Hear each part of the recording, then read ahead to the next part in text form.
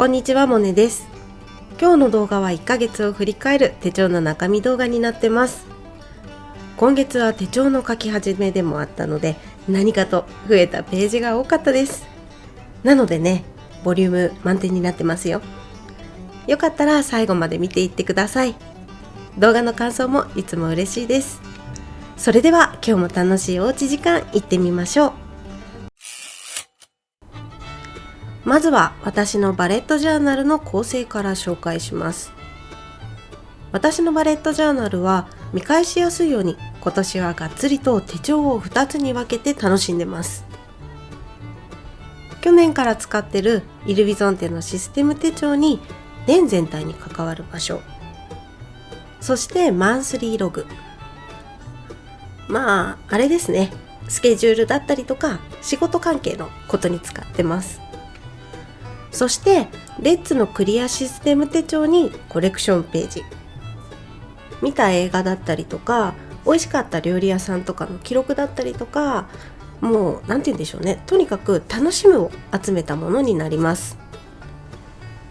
私はノートのね、複数使いが苦手だと思ってたので、2021年まではいかに一冊にまとめられるかを考えて手帳を作ってたんですが、よくよく考えたら学生の頃科目ごとにノートやらね、ルーズリーフやら使ってたじゃないかって思いまして、今年からがっつり分ければ使えるんじゃないかと思って2つに分けました。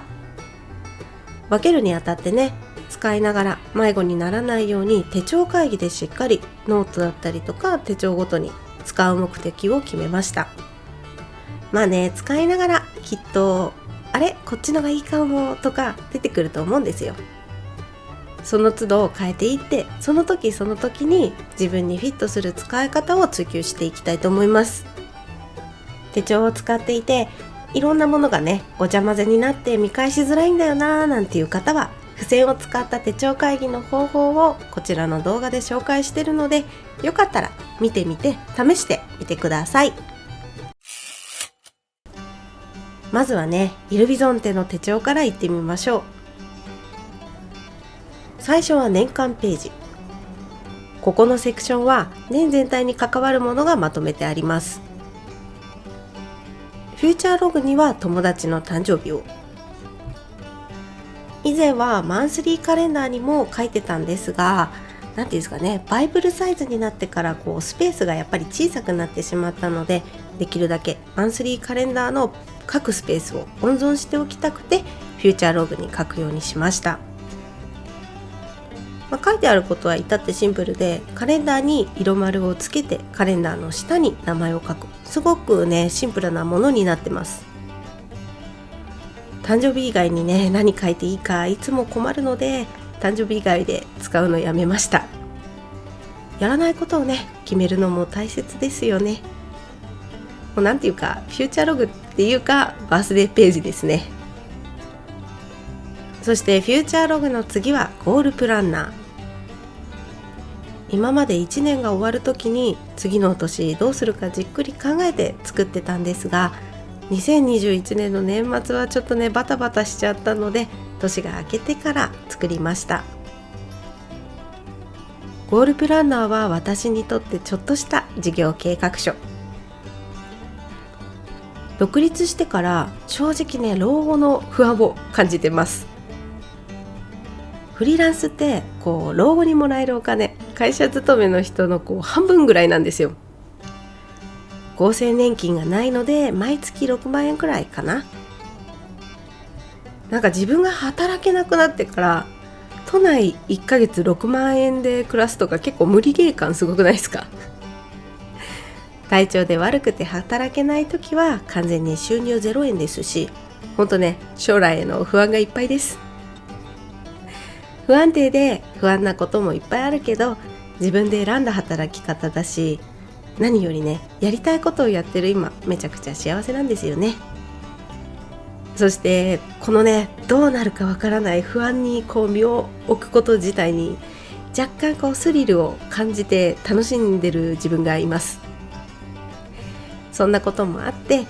目標を持って将来の計画をしっかり立てて、一年一年ちゃんとステップアップしていくことで、老後ね、ホームレスにならないように頑張ってます。ということで、このゴールプランナーは毎年全力で時間をかけて書いてます。ちょっとね、生々しい部分が多いのでモザイクかけてますが、あしからず。お次はマンスリーログ。1月のスケジュール管理のページです。今月のカレンダーページは黄色と黒でまとめてみました。ちょっと今年はね、この黒プラス一色スタイルでいこうかなって思ってます。今月は1週間に1回、1日ね、自分のしたいことをする時間を取り入れることができました。そんな日はね、台湾文具セレクトショップのプレイステーショナリーハーウェアの日常を切り取ったスタンプを使っています。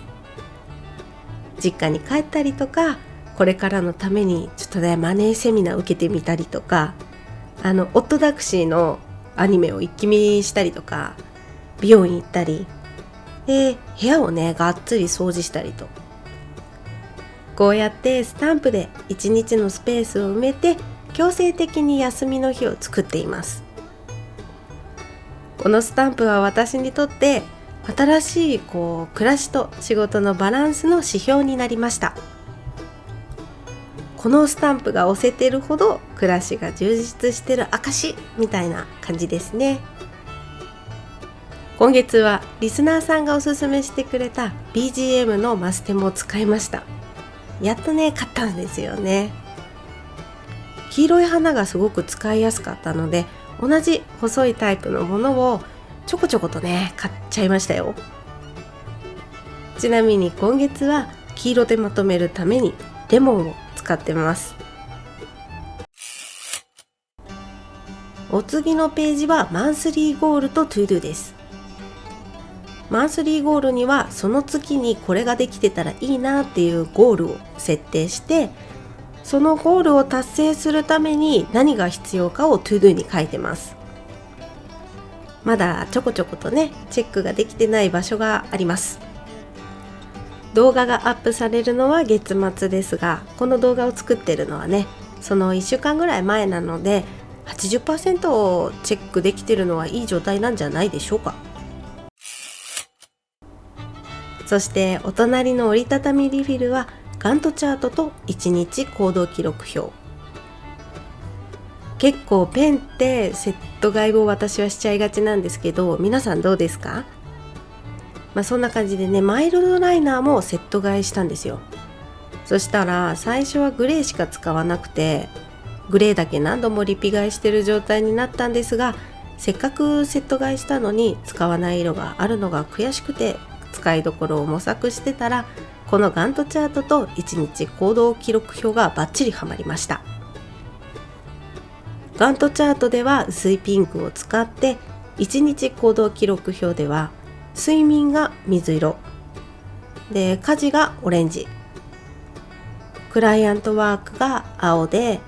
YouTube だったりとか自分のコンテンツ作りが濃いピンク、そしてネットショップの梱包とか新しいアイテムを考える時間を黄緑って、がっつりとね色分けして使うようになりました。10本中ね1本しか使えてなかったのが、こうやって7本使えてます。嬉しいですね。こうやって色分けすると、自分が1日何に時間を使っているのか見ただけで分かりやすくなりますよね。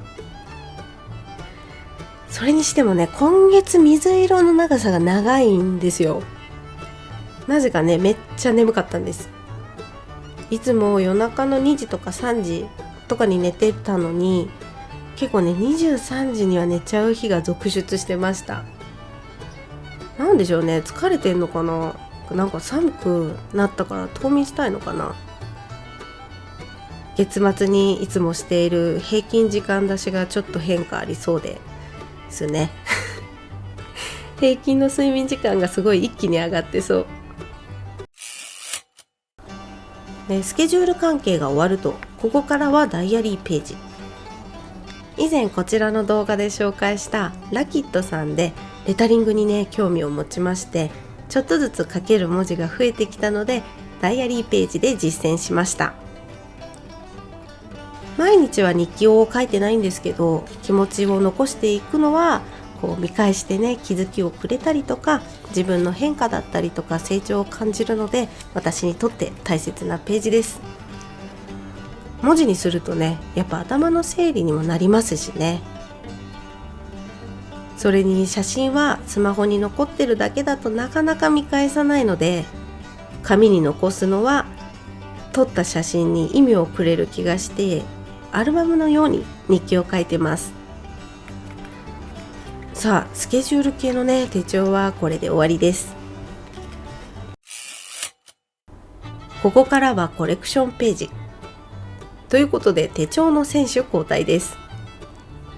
イルビゾンテの手帳に代わりまして、レッツのクリアシステム手帳です。今月はやっぱり新しい年が始まったっていうことで、いろいろと増えております。まずはしいたけ占いのページですね。毎月答え合わせみたいなことをしたくて、自分でね、どうだったみたいな、それができるようにバイブルサイズに自分で作り直しをしています。占いはいいことだけを信じる派なんですが、しいたけ占いってこれをしてみてみたいなことも書いてあることが多くて、しかもその書いてあることがね、自分では思いつかないことばっかりなんですよ。天秤座はね、お寺やお茶をして無の時間を作ってみてって書いてあったので、お散歩がてらにお寺に行ってみたりしました。普段の私だったらお寺とか絶対行かないので、新鮮でね、ただただぼーっとしながら空間を見る時間ができました。そして2022年のウィッシュリストも追加しましたね。今年はマインドマップじゃなくて 3×3 マスを使って項目ごとに深掘りをしてみました。マインドマップだとどうしてもね、1枚の中にいい感じに線を伸ばしたりバランスよく描きたいみたいな気持ちが起きてたんですが、 3×3 マスだとバランスとか気にしないで淡々とね、深掘りができたので良かったです。今月はね、もうすでに11個達成したので、いい感じの滑り出しではないかと思います。お次はダイエットページですね。今年もしっかり記録していきます。最近は運動はもっぱらフィットボクシングをやってます。声優のね、緑川光さんにしごかれながら頑張っております。日々の記録はできるだけ簡単にしたかったので、ハビットトラッカーでチェックして、あとはグラフで管理をしています。今年は去年と違ってグラフに1日にどれくらい水を飲んだかも書き込めるようにしました。こんな感じに体重は折れ線グラフだけど水は棒グラフ。この水色の線が2リットルの線になってます。意識しないと本当に水飲まないので困ります。それにしてもね、今月は体重の増減が激しかったですね。この赤い線が年始に設定した目標値になってます。ここからは家計簿。私の家計簿は1日に前月の結果を書き込むので、まだ書いてはいません。今月はお金っていうかね、先ほどもちらっと出てきましたが、老後についてもいっぱい考えました。実際いくらお金を貯めておけばね、いいのかわからなかったので、具体的にするために新しくリフィルを作りました。以前お金の目標リフィルを作ってたんですが、具体的な数字は出しづらかったので、レベルアップしてちょっとね、まだ準備はできてないんですけど、おいおいね、ネットショップの方にも置こうと思ってます。目標値と裏のグラフだったりとか表だったりとか一言コメントの部分は変えてないんですが、目標値の隣をがっつり具体的な数字が出せるように計算式を作りました。もうこのね、計算式作るのめっちゃ大変でした。